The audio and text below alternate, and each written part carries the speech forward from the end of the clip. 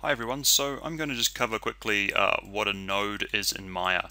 So what a node is nodes are things that make up an object in Maya. So they are building blocks of each of these elements that we're looking at here. So in order to see a node, we can have a look on the attribute editor, which is Control A. And if I click on this torus, what you'll see up here is a series of tabs. And each of these tabs is a separate node. These nodes plug together to make up this object that is a torus. Same with this locator here, and this light, and this camera. Now, the torus has, the first node here is called the transform node, and most objects when they get created, objects that we can usually see in our viewport, have a transform node. And that node basically contains all the information about where that object is in our scene file. So basically its position, its translation, its rotation, and its scale. And each of these objects has a transform node. The next node underneath that is what we call the shape node. And the shape node basically tells us what this object is. So in this case, it's telling us this is an object as a piece of geometry. So it's got lots of attributes that relate to it being a piece of geometry. Information about how it's going to be tessellated, how it's going to be broken down when it's rendered, information about its render stats, it's going to cast shadows, it's going to have motion blur on it, all these useful things. It also has another node over here called polytorus1, which is when we created it, it had some information about how it was created, because this is a procedural node, procedural piece of geometry, and we can adjust the radius, and we can change the number of sections there because this was created as a procedure. And then also when it got created, Maya assigned it an initial shading group, which is Lambert1, so we can see it when we go into shaded mode. Here we go, shaded mode. So we can see the shading for it there. This here is a locator. Now a locator just represents a point in space, and so it only has two nodes. It just has a node here, which is a node telling us where it is, and then this node here saying you're basically a locator, you're a green triangle, and it's got some more information under here.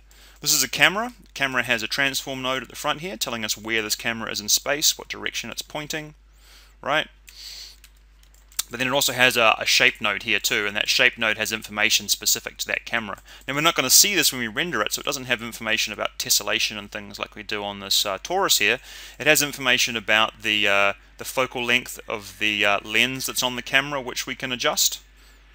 It's got information about the aperture, and if any of you are photographers, these things all link up and relate back to real-world elements. Over here we have a light, so lights are used in our scenes to light them, and Maya represents that as a directional light with lines pointing to show what way the light is going to be facing when it's going to hit the object.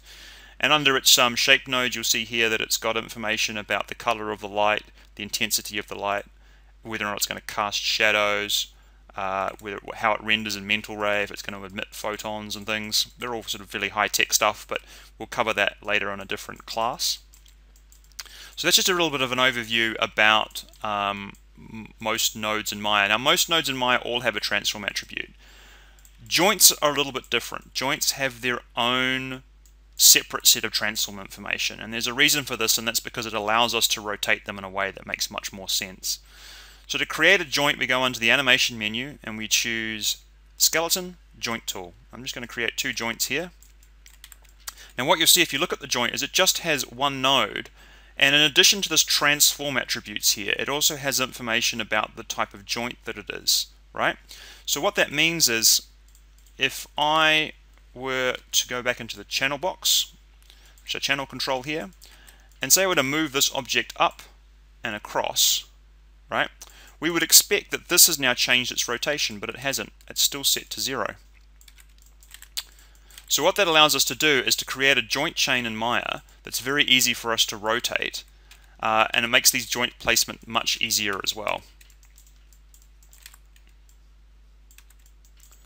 So basically what you need to know is that joints have a separate node that contains additional information about their rotation, called this joint orientation node, and that helps us go through and create a joint skeleton that we're able to use to animate when we're working in Maya.